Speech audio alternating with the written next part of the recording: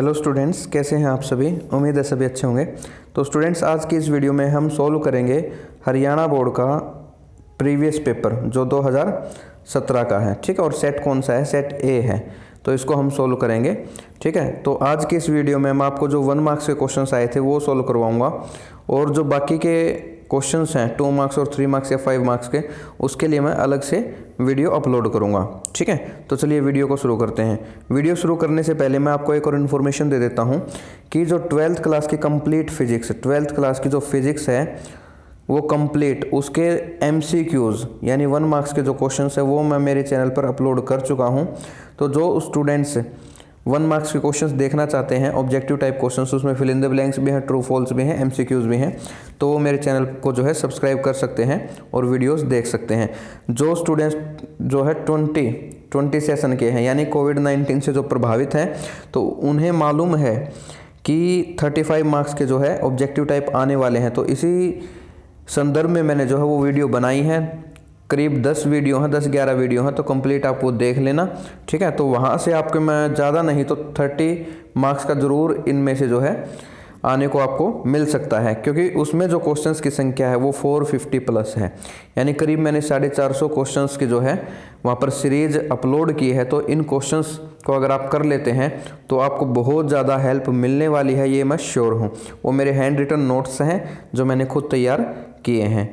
तो चलिए शुरू करते हैं इस पेपर को। ये पेपर क्या कहता है। पहला क्वेश्चन है ऐसा यूनिट ऑफ इलेक्ट्रिक चार्जेस। इसमें पूछा गया है इलेक्ट्रिक चार्ज की ऐसा यूनिट क्या है। तो देखिए एम्पियर, एम्पियर में क्या है, एम्पियर तो भाई इलेक्ट्रिक करंट की होती है, तो पहला ऑप्शन तो नहीं हो सकता। उसके बाद सी ऑप्शन को देखते हैं। सी कहता है वोल्ट, वोल्ट तो पोटेंशियल डिफरेंस की होती है, तो वोल्ट भी नहीं हो सकता। तो पहला और तीसरा तो नहीं है, नन भी नहीं है, तो ऑप्शन बी देखिए यहाँ पर कूलाम, तो इसका करेक्ट आंसर हो जाएगा ऑप्शन बी कूलाम। ठीक है, आगे देखते हैं।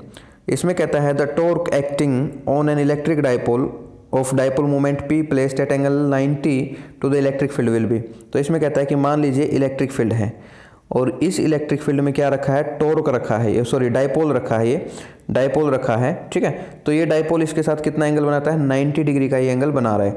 तो कहता है कि इस टॉर्क की वैल्यू क्या रहेगी, कौन सा टॉर्क, जो यूनिफॉर्म इलेक्ट्रिक फील्ड के कारण जो ये डाइपोल है ये रोटेट होता है इस दिशा में। तो कहता है इस टॉर्क की वैल्यू क्या रहेगी। देखिए इसमें क्या होता है कि टॉर्क का जो रिजल्ट है वो क्या आया था हमारा, PE sin थीटा। कितना आया था, PE sin थीटा। तो थीटा की वैल्यू क्या है यहाँ पर 90, और साइन 90 क्या होता है 1, क्या होता है 1। तो टॉर्क की वैल्यू क्या हो जाएगी, PE कितनी हो जाएगी, PE, क्योंकि इसकी वैल्यू तो 1 हो गई, इसकी वैल्यू तो 1 हो गई, तो साइन थीटा की इसकी टॉर्क की वैल्यू हो गई PE, कितनी हो गई, PE। ठीक है, P डाइपोल मोमेंट है इलेक्ट्रिक फील्ड, तो ए इसका करेक्ट आंसर रहेगा। आगे बढ़ते हैं। Resistivity of a conductor with increase in temperature.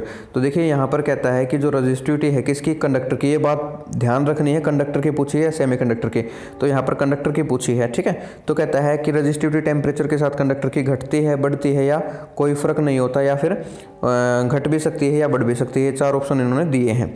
तो इसमें देखिए क्या है कि जो रजिस्टिविटी होती है कंडक्टर की वो तापमान के साथ क्या होगी, वही बढ़ेगी, क्या होगी, बढ़ेगी। टेम्परेचर के साथ क्या होती है, राइज अप होती है। ठीक है, तो जो रजिस्टिविटी है कंडक्टर के केस में वो बढ़ती है। अगर यहाँ पर क्वेश्चन होता सेमीकंडक्टर का, ठीक है, कंडक्टर की जगह सेमीकंडक्टर, तो घटती। तो इसका करेक्ट आंसर क्या आएगा, तापमान बढ़ने के साथ रजिस्टिविटी बढ़ती है इन केस ऑफ सेमीकंडक्टर। ठीक है, आगे बढ़ते हैं। इसमें कहता है magnetic susceptibility of diamagnetic substances. तो मैग्नेटिक ससेप्टिबिलिटी पूछी गई है किसकी, डाईमैग्नेटिक सब्सटेंस की। तो देखिए जो मैग्नेटिक ससेप्टिबिलिटी होती है डाईमैग्नेटिक सब्सटेंस की, तो वो क्या होती है, एक तो स्मॉल वैल्यू रहती है। कैसी वैल्यू होती है, एक तो स्मॉल वैल्यू होती है, और क्या होती है भाई, इसके अलावा नेगेटिव वैल्यू होती है। क्या होती है, नेगेटिव वैल्यू होती है। तो स्मॉल एंड नेगेटिव। तो देखते हैं इसमें क्या ऑप्शन, पहला ऑप्शन है स्मॉल एंड नेगेटिव, दूसरा है small and positive, large and negative, large and positive. तो देखिए पॉजिटिव तो नहीं होती है, पॉजिटिव पैरामैग्नेटिक के केस में होती है और फेरोमैग्नेटिक के केस में। तो ये 2 ऑप्शन एलिमिनेट कर दीजिए। अब बचता है small and negative and large and negative. तो ये ऑप्शन भी नहीं होगा, तो हमारे पास ऑप्शन ए है, स्मॉल वैल्यू रहती है, ठीक है, और नेगेटिव रहती है। आगे देखते हैं। द मैग्नेटिक फील्ड, इसमें पूछा गया है आपका the magnetic field at the centre of circular coil of radius R and carrying current I is given by. आपसे पूछा गया है कि कोई सर्कुलर कोइल है, इस टाइप से कोई सर्कुलर कोइल है, ठीक है, इसमें करंट फ्लो कर रहा है I। तो कहता है इसके सेंटर के ऊपर जो है इसमें सेंटर में आपको पूछा गया है कि मैग्नेटिक फील्ड की वैल्यू क्या रहेगी इसके सेंटर में। तो देखिए इसमें जो है करेक्ट आंसर क्या रहेगा इसका, देखिए ऑप्शन ए है mu not N I. Mu not N I नहीं होगा, ये तो सोलेनोइड के केस में होता है। फिर अगला है mu naught I upon two pi R, ये एक स्ट्रेट वायर के केस में होता है, तो ये ऑप्शन भी नहीं होगा। उसके बाद आगे बढ़ते हैं, उसमें कहता है ऑप्शन सी कहता है mu naught I upon two R, तो ये इसका करेक्ट आंसर होगा। देखो जीरो भी नहीं होगी, ठीक है, तो सी इसका करेक्ट आंसर होगा। ठीक है, आगे बढ़ते हैं। कहता है the wavelength of wave with frequency 10⁻14 hertz will be, कहता है कि आपको वेवलेंथ निकालनी है उस वेव की जिसकी फ्रीक्वेंसी कितनी है 10⁻14 हर्ट्ज है। तो देखिए इसका जो रिलेशन है वो क्या होता है बच्चों, lambda is equal to C upon nu. Nu क्या है यहाँ पर, फ्रीक्वेंसी क्या है, frequency.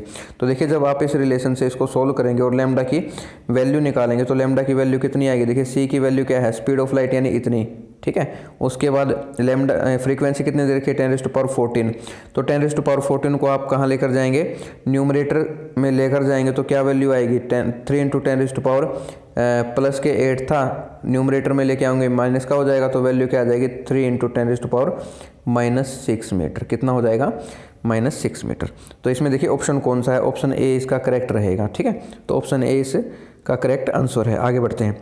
The working of optical fibre depend upon, कहता है कि जो ऑप्टिकल फाइबर्स होती हैं उसकी वर्किंग किसके ऊपर डिपेंड करती है, कौन से फिनोमिना के ऊपर, क्या रिफ्लेक्शन के ऊपर करती है, बिल्कुल भी नहीं। मोमेंट के ऊपर नहीं, ऐसा कोई फिनोमिना नहीं होता। रिफ्लेक्शन के ऊपर बिल्कुल नहीं, तो टोटल इंटरनल रिफ्लेक्शन के ऊपर ये निर्भर करती है, ठीक है। तो इसके अंदर क्या होता है, ऑप्टिकल फाइबर के अंदर इस टाइप से जो है हमारे पास वायर होती है जिनके रिफ्रैक्टिव इंडेक्स क्या होता है, अलग अलग होता है, अंदर अलग होता है, बाहर की तरफ अलग होता है। तो इसमें क्या होगा, बाहर से हम कोई वेव इंसिडेंट करवाते हैं तो ऐसे ये इसी मीडियम के अंदर रिफ्लेक्ट होती है, तो इस फिनोमिना को बोलते हैं टोटल इंटरनल रिफ्लेक्शन। तो जो बाहर से हम वेव इंसिडेंट करवाएंगे वो ग्रेटर देन क्रिटिकल एंगल होगी, तो इस टाइप से ये अंदर से यहाँ से बाहर निकल जाएगी। तो टोटल इंटरनल रिफ्लेक्शन के ऊपर ये डिपेंड करती है। आगे बढ़ते हैं। For a normal human I the list distance of distinct vision is, कहता है नॉर्मल ह्यूमन आई के लिए list distance of distinct vision कितना होता है। तो देखिए 25 सेंटीमीटर ऑप्शन है, 25 मीटर है, 2.5 मीटर है, 1 मीटर है। तो बच्चों देखो इसमें कन्फ्यूजन कहाँ है, 1 मीटर में कोई कन्फ्यूजन नहीं है, 2.5 में भी कन्फ्यूजन नहीं है, बच्चे कन्फ्यूज होंगे ए ऑप्शन और बी ऑप्शन में। तो देखिए इसमें जो है वो कितना आंसर होगा, 25 तो होगा बट सेंटीमीटर में होगा, किस में होगा, सेंटीमीटर में होगा। तो इसका बी ऑप्शन नहीं होगा, तो ए इसका करेक्ट आंसर है 25 सेंटीमीटर। आगे बढ़ते हैं। Which of the following stopping potential required is minimum, कहता है किस कलर के लिए जो है आपका स्टॉपिंग पोटेंशियल मिनिमम होगा, ब्लू, रेड, येलो, ग्रीन। तो देखिए स्टूडेंट्स जो स्टॉपिंग पोटेंशियल है इनवर्सली प्रोपोर्शनल होगा किसके, वेवलेंथ के, किसके, वेवलेंथ के, ठीक है। तो जिसकी वेवलेंथ ज़्यादा है उसके लिए स्टॉपिंग पोटेंशियल क्या हो जाएगा, मिनिमम हो जाएगा। तो सबसे ज़्यादा वेवलेंथ किसकी है यहाँ पर, ब्लू, रेड, येलो और ग्रीन में। तो सबसे ज़्यादा वेवलेंथ होती है रेड कलर की, किसकी होती है, रेड कलर की। तो सबसे ज़्यादा वेवलेंथ रेड कलर के, तो स्टॉपिंग पोटेंशियल क्या हो जाएगा, मिनिमम हो जाएगा किसके लिए, रेड कलर के लिए, ठीक है। अब आप पूछेंगे सर ऐसा क्यों है, तो देखिए जिसकी वेवलेंथ कम है, जिसकी वेवलेंथ ज़्यादा है उसकी फ्रीक्वेंसी क्या हो जाएगी, कम हो जाएगी, क्या हो जाएगी, कम हो जाएगी। और जितनी फ्रीक्वेंसी कम है उतनी एनर्जी कम होगी, और जितनी एनर्जी कम है उतना स्टॉपिंग पोटेंशियल हमें कम देना पड़ेगा उसको रोकने के लिए, ठीक है। तो ये है इसका रीजन। आगे बढ़ते हैं। D ब्रोइज wavelength associated with an electron under a potential difference of 100 volt is given bye, इसमें कहता है डी ब्रोइज वेवलेंथ कितनी होगी उस इलेक्ट्रॉन की जिसको 100 वोल्ट से क्या किया गया है, एसिलरेट किया गया है। तो देखिए वेवलेंथ जो डी ब्रोइज वेवलेंथ का रिलेशन क्या है, in case of electron, in case of electron जो डी ब्रोइज वेवलेंथ है उसका जो है रिजल्ट होता है ये भाई, ये किस में है रिजल्ट, एंगस्ट्रॉम में, किस में है ये, एंगस्ट्रॉम में। तो v की वैल्यू क्या दे रखी है यहाँ पर, v की वैल्यू देखो स्टूडेंट्स यहाँ पर दे रखी है 100, तो इसका रिजल्ट क्या हो जाएगा 12.27 डिवाइड बाई √100 एंगस्ट्रॉम, ठीक है। जब आप 100 को सोल्व करोगे तो कितना हो जाएगा, इसको सोल्व करेंगे तो कितना हो जाएगा 10, कितना हो जाएगा 10। तो 10 से आप इसको सोल्व करेंगे तो आंसर आ जाएगा 1.227 एंगस्ट्रॉम, ठीक है। तो देख लीजिए इसमें आंसर कौन सा है यहाँ पर, तो इसमें ऑप्शन दे रखे हैं बी ऑप्शन, बी ऑप्शन में दे रखा है तो बी ऑप्शन रहेगा इसका, ठीक है। तो बी ऑप्शन में ये जो है हमने सोल्व किया ये इसका आंसर रहेगा, ठीक है स्टूडेंट्स। तो उम्मीद है आपको समझ में आ रहे होंगे। तो देखिए इसमें क्या है, नेक्स्ट क्वेश्चन हमारा ionization energy of hydrogen atom is, ionization energy पूछी है हाइड्रोजन एटम की कितनी होगी। तो देखिए इसमें एक बात तो ये है कि 4 ऑप्शन पॉजिटिव में है, तो आपको बता दें कि जो आयनाइजेशन एनर्जी होती है वो हमेशा किस में रहेगी, पॉजिटिव में, किस में रहेगी, पॉजिटिव में। अगर नेगेटिव वाला ऑप्शन होता तो उसको आप वैसे ही रिजेक्ट कर सकते थे। तो 1 इलेक्ट्रॉन वोल्ट होगी, 10.2 होगी, 13.6 जूल होगी या 13.6 इलेक्ट्रॉन वोल्ट होगी। तो देखिए आयनाइजेशन एनर्जी का रिजल्ट क्या होता है मैं आपको बता देता हूँ। इसका रिजल्ट होता है 13.6 अपॉन एन स्क्वायर। ये फर्स्ट ऑर्बिट के लिए है, यहाँ पर हाइड्रोजन एटम का पूछा है, ये होती है इलेक्ट्रॉन वोल्ट में। किसमें? इलेक्ट्रॉन वोल्ट में। तो एन की वैल्यू 1 पुट करेंगे तो कितना आ जाएगा? 13.6 इलेक्ट्रॉन वोल्ट। ठीक है, तो इसका जो है बी आंसर हो जाएगा। भाई क्या हो जाएगा? बी इसका आंसर हो जाएगा।